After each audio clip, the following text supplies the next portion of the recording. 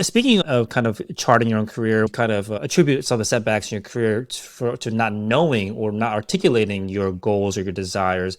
Tell us more about those experiences. How have you overcome those and gotten better at that?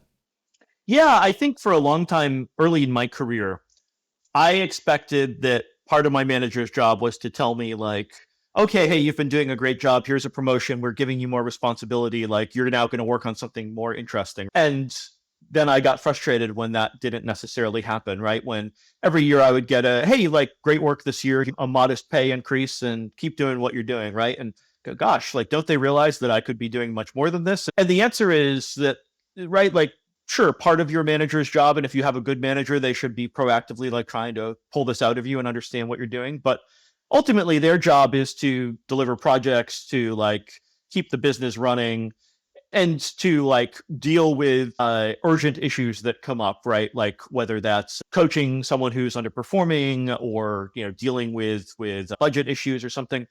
And if you want to be doing something different than what you're doing, especially early in your career, the best way to achieve that is to have a very direct conversation. And when I say direct, I'm not trying to use that as code for like rude or threatening or anything, right? I just mean like be clear about your goals with your manager, because then they can help you achieve them, right? If you say, there's this team over here that's working on a technology that I'd like to learn, and they're building systems that I think are interesting, or I really want to dive more into web programming, and there's this team over here that's doing that.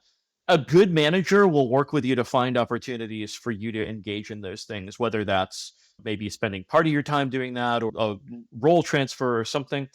And in the same way, at every company, I think there's usually a certain line over which you're expected to make it to a certain level. And then above that, it's not necessarily part of the natural progression, right? So you go from, let's say, junior to mid level to senior. And then if you want to go to staff or principal, that's something that you actually have to expend effort doing. And so if your goal is to become a staff or a principal engineer, have that conversation with your manager early and let them know that that's your goal. And then they can help you try to like talk to the right people and figure out what the path is to that. Because it's one of those things where you should be thinking about that a few years. You don't want to be thinking about making that leap 6 months before you want to make it, right? You want to be thinking about that a couple of years before you want to make it, so that you can make sure that you're getting the right sized projects and getting the right organizational visibility, right? A lot of companies, if you want to make it to that staff or principal level, that's ultimately a decision that the VP has to at least agree with, even if they aren't making the decision. So you want that person to know your name. You don't want them to hear your name for the first time in the meeting where your manager is trying to suggest that you should get promoted to principal engineer.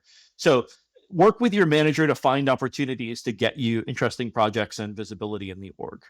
Yeah, I think that one of the biggest fallacies that I've had in my career was this belief that the ones that are above you in management are omniscient, where they Right. Yeah. know everything about what you're thinking, what the org needs. And someone over at Stripe, where I work, publishes internal blog post that says something to the effect of the reason why we're working on Project A when you're thinking that Project B is so much more important than Project A is because you're the only one thinking about Project B and no one else knows about it. Sometimes you're the only one Right. that knows. And especially when it comes to your career and your desires, like you're the only one that truly knows, and believing that other people know too is kind of the biggest like pitfall that you can fall into. So a lot of your advice definitely is resonating with me.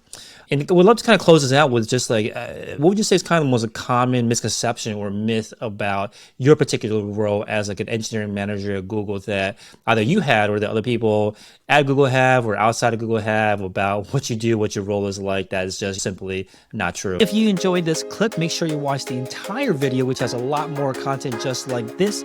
And if you want to make sure you don't miss any of our episodes where we talk to leaders in the tech industry, from software engineers to product managers to engineering managers, make sure you subscribe to the YouTube channel and also click the notification bell.